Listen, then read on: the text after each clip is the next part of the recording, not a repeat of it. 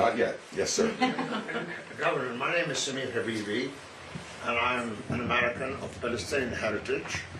I'm U.S. Naval Chaplain with 2 combat tours in Vietnam, and a variety of things that took place. I want to go back to your first comment. First of all, Hamas have never been very nice. Nope. They took over the Palestine National Authority, which had signed a treaty with Israel under the PLO and my former classmate Yasser Arafat in Egypt.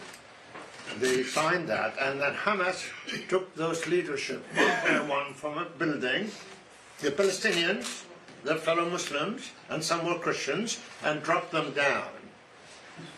Israel stood by. We never understood, some of us, why, with all the authority that Israel had, why did they let Hamas do that when they could have let the Palestine National Authority bring its American, Canadian, and British-trained force from Ramallah all the way to Gaza? And for the last few years, Israel has been working with Hamas as if it is a government. It isn't. Never has been. And now we've got 2.4 million people caught in this grip. It includes quite a few Christians. My own church has a hospital that we're not sure how it got blown, with 300 or 400 casualties. I've been very much involved in that hospital. It was part of my work and ministry within the Episcopal Church. I'm an Episcopal priest, and that I'm very much involved with that. That hospital suffered. We had the collapse of a Christian hospital in which several members of our family died. Also, on the other side, our lawyers, our Israeli lawyers, wonderful lawyers, and one of the young women who was our lawyer, her sister was killed in the massacre that occurred at the festival.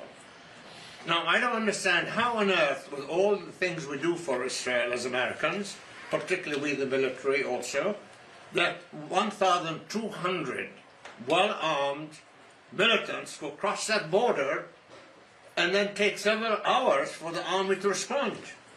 I mean, the failure of intelligence. Everybody knows Hamas is nasty and bad.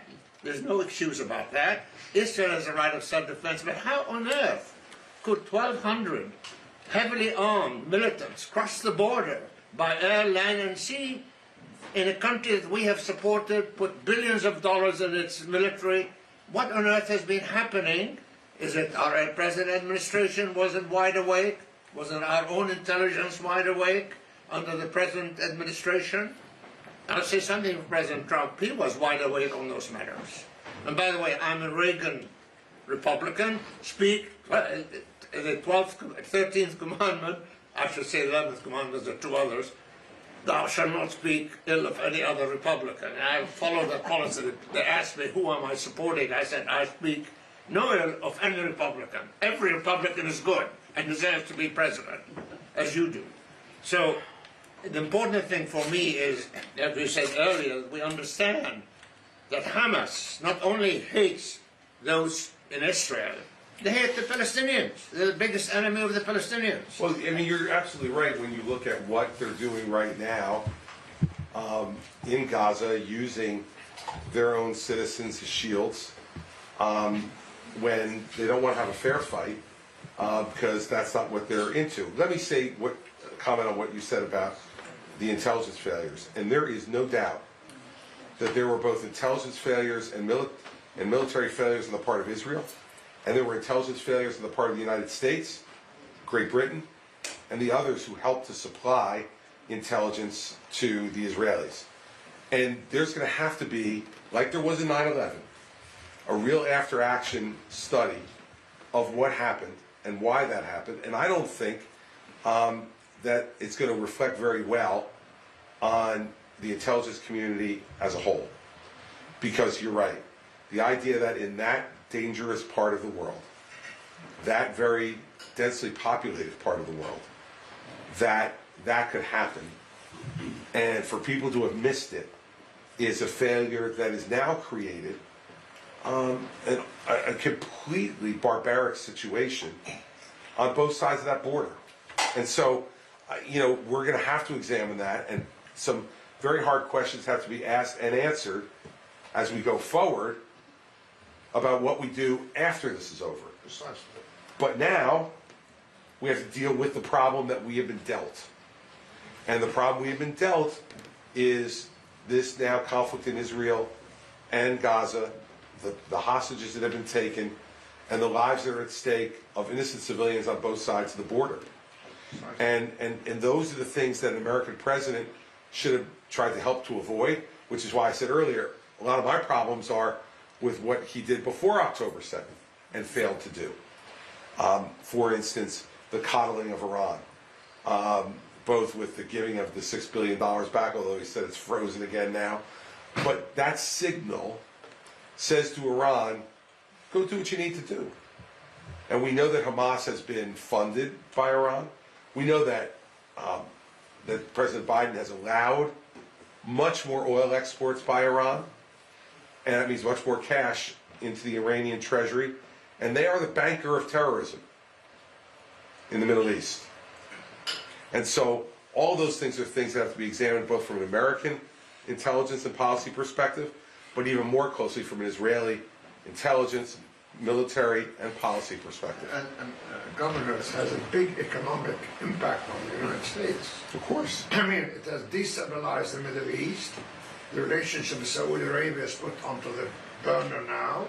Very critical issue as a result of this failure, which we'll all face as Americans. Yep. Our cost of living will rise. A lot of things will happen to us. So the sooner we're able to resolve that, and I think by putting the Palestine National Authority that's in Ramallah back in Gaza, they were very trustworthy, and the poor guys got murdered by Hamas. They did. And let me say this too. The other question is going to be, will they take it? You know, right now, the Palestinian National Authority may not want it. I may not want to govern in that area after everything that's happened. So there's a lot of discussions and negotiations that have to occur. You know, it shows that you wonder about that election in Gaza all those years ago that Hamas won. They promised spurious things. Of course. We've never experienced anything like that, right? Never experienced anybody promising us spurious things and then not doing it. And let me say one last thing about you're not speaking ill of any other Republican. I happen to, in general, agree with that, except that, I just finished writing a book on Ronald Reagan, which is going to come out in February. And so I spent a lot of time over the last 2 years studying Reagan and preparing to write this book. I think that President Reagan's not saying anything bad about a fellow Republican was an aspirational goal, even for him. Because I went back and spent a lot of time looking at his campaign against Gerald Ford in 1976. He violated that commandment regularly in 1976, and he violated it again in 1980, as he talked about folks like John Connally and George H.W. Bush and others. In a primary, you are going to have a situation where Republicans have to point out the differences between them and other Republicans. And so I have great affection for Nikki Haley. We've known each other for 12 years. Great affection for Mike Pence. We've known each other for 13 years. I've known Tim Scott for 12 years. And so I think those are good people. And I think they would be monumentally better presidents than Joe Biden.